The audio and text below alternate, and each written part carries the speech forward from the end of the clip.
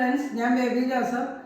ചക്ക വറുക്കുന്നതിൻ്റെ ഒരു വീഡിയോ എടുക്കാനാണ് വിചാരിക്കുന്നത്. അതെങ്ങനെയെന്ന് നോക്കാം. ചക്ക വറുക്കാൻ നമുക്ക് അധികം മൂക്കാത്ത ചക്ക മാത്രമേ വേണ്ടോ.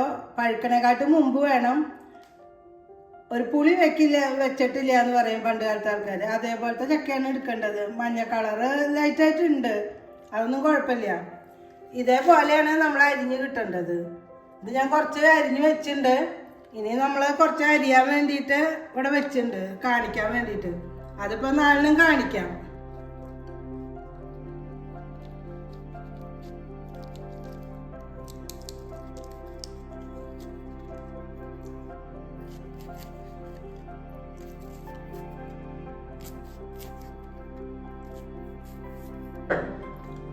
നമ്മൾ അരിയുമ്പോൾ ഈ രണ്ടറ്റവും ഒന്ന് കട്ട് ചെയ്യണം. എന്നിട്ട് അരിയാണ് വേണ്ടത്. ഞാൻ ഉപ്പിടുണ്ട് ഈ അരിയിൽ കഴിഞ്ഞാൽ. ആദ്യം ഞാൻ അരിഞ്ഞ് വെച്ചതിൽ ഉപ്പ് ചെറുതായി ഇട്ട് വെച്ചിട്ടുണ്ട്. നമ്മൾ കായ വറുത്തണതിൻ്റെ അത്രയും ഉപ്പ് വേണ്ട ചക്ക വറുക്കാൻ. ഇതിൽ കുറച്ച് ഇനിയിപ്പോൾ ഞാൻ ഈ ലാസ്റ്റ് അരിഞ്ഞതിന് മാത്രമേ എനിക്ക് ഉപ്പിടാനുള്ളൂ. ഉപ്പ് വെള്ളമല്ല ഒഴിക്കണത്. ക്രിസ്പി ആവാൻ എപ്പോഴും ഇതിൽ കുറച്ച് ഉപ്പ് പൊടി ചേർത്തിട്ട് വറുക്കുകയാണ് എപ്പോഴും ചക്ക വറുക്കാൻ നല്ലത്. അത് നമുക്ക് ഇതിനൊരു മഞ്ഞ കളർ കൂടുതൽ, ഒരു കേട് വന്ന പോലത്തെ ഒരു മഞ്ഞ കളറുണ്ട്. അത് ഉപയോഗിക്കണ്ട. നല്ല ഷേപ്പില്ലാത്ത ചക്കച്ചോള വെച്ചെങ്കിൽ രണ്ടറ്റവും ഒന്ന് കട്ട് ചെയ്യണം. അപ്പം നമ്മൾ അരിയിൽ കഴിഞ്ഞു. ഇനി ഇതിലേക്ക് വേണ്ട ഉപ്പാണ് ഞാൻ ചേർക്കണുള്ളൂ. ബാക്കിയുള്ള ആദ്യം അരിഞ്ഞ് വെച്ചേർത്ത് ഉപ്പ് ഇടൽ കഴിഞ്ഞിട്ടുണ്ട്. ഈ ചുളക്കൊരു ചെറിയ വ്യത്യാസമുണ്ട്.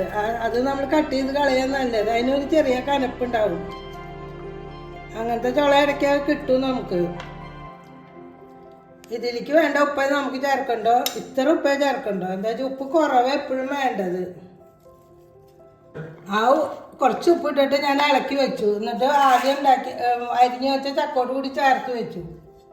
അത് ഞാനൊന്ന് അരിയത് കാണിക്കാൻ വേണ്ടിയിട്ടാണ് 10 മാറ്റി വെച്ചത്. ഇനി എല്ലാം കൂടി ഒന്ന് നമുക്ക് മിക്സ് ചെയ്ത് വെക്കാം.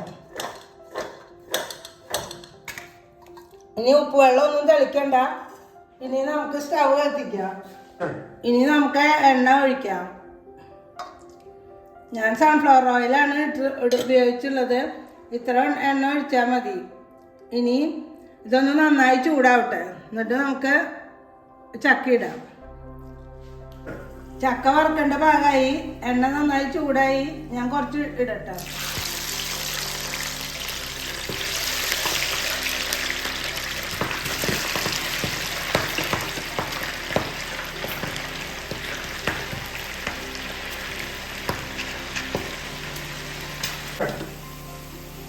ഇതിട്ടിട്ട് ഇത് ചെറുതായി ചുമന്ന് തുടങ്ങിയപ്പോൾ ഞാൻ തീ ഒന്ന് കൂട്ടിയിട്ടുണ്ടായിരുന്നു. അതിന് ആദ്യം ഇട്ടപ്പോൾ 5 മിനിറ്റ് 2 മിനിറ്റ് കഴിഞ്ഞപ്പോൾ ഒന്ന് കുറച്ചു. ഇത് ചെറുതായി ചുമന്ന് തുടങ്ങിയപ്പോൾ ഞാൻ ഒന്നുകൂടി തീ കൂട്ടി. അപ്പം നമ്മൾ തീരെ എണ്ണ കുടിക്കാണ്ട് നമുക്ക് ചിപ്സ് എടുക്കാം. അതിൻ്റെ ഇടയ്ക്ക് നമ്മൾ തിരുമ്പി ഉപ്പ് പൊടി ഇട്ടുള്ള കാരണം ഇനി ഉപ്പ് വെള്ളം ഒഴിക്കേണ്ട ആവശ്യമൊന്നുമില്ല. ഇതിങ്ങോട്ട് വറുത്തെടുക്കുക വേണ്ടോ. ഒരമ്മ പറഞ്ഞു തന്നതാണ് ഇങ്ങനെ ഉപ്പ് വെള്ളം ഒഴിക്കുന്നതിനെക്കാട്ടും നല്ലത് എപ്പോഴും ഇങ്ങനെ ഉപ്പ് പൊടി ഇട്ട് വെക്കാൻ. നമ്മൾ ഉപ്പ് പൊടി തിരുമ്പി വെക്കുന്നതാണ്. കൂടുതലായിട്ട് ഇടണ്ട, ചെറുതായിട്ട് ഇട്ടാൽ മതിയെന്ന്. ഞാൻ ആദ്യം തന്നെ രാവിലെ ഉണ്ടാക്കിയപ്പോൾ കുറച്ച് അങ്ങനെ ചെയ്ത് വെച്ചു. അപ്പം നല്ല 4 മണിയായപ്പോൾ എടുത്തപ്പോഴും നല്ല ക്രിസ്പി ആയിട്ട് ഇരിക്കുന്നുണ്ടായിരുന്നു. അതിനുശേഷമാണ് ഞാനിപ്പോൾ ഒരു 6 മണിയായപ്പോഴാണ് ഇനി രണ്ടാമത്തെ ട്രിപ്പ് ഉണ്ടാക്കുന്നത്. രണ്ടാമത്തെ ട്രിപ്പ് എടുക്കാറാകുമ്പോഴാണ് നമ്മൾ ആദ്യത്തെ ട്രിപ്പ് പാത്രത്തിലേക്ക് എടുക്കുക. ഇത് രണ്ടാമത്തെ ട്രിപ്പ് എടുക്കാറായി. അത് നമുക്ക് എടുക്കാം. നമ്മളെപ്പോഴും ഈ ചക്ക വറുക്കുമ്പോൾ എപ്പോഴും പപ്പടക്കോല കൊണ്ടാണ് ഇളക്കേണ്ടത്. അപ്പോഴാണ് എല്ലാ ഭാഗവും നന്നായി ഇളക്കാൻ പറ്റുള്ളൂ. സ്പൂൺ കൊണ്ടും ചട്ടകം കൊണ്ടും ഒന്നും ഇളക്കിയാൽ ശരിയാവില്ല. ഇപ്പം രണ്ടാമത്തെ ട്രിപ്പ് ഭാഗമായി ഞാൻ എടുക്കുന്നു.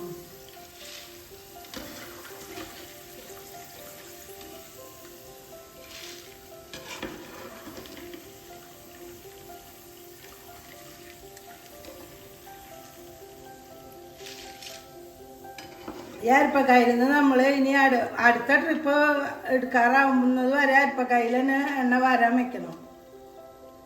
അപ്പം പിന്നെ തീരെ എണ്ണ കുടിച്ചിട്ടുണ്ടാവില്ല.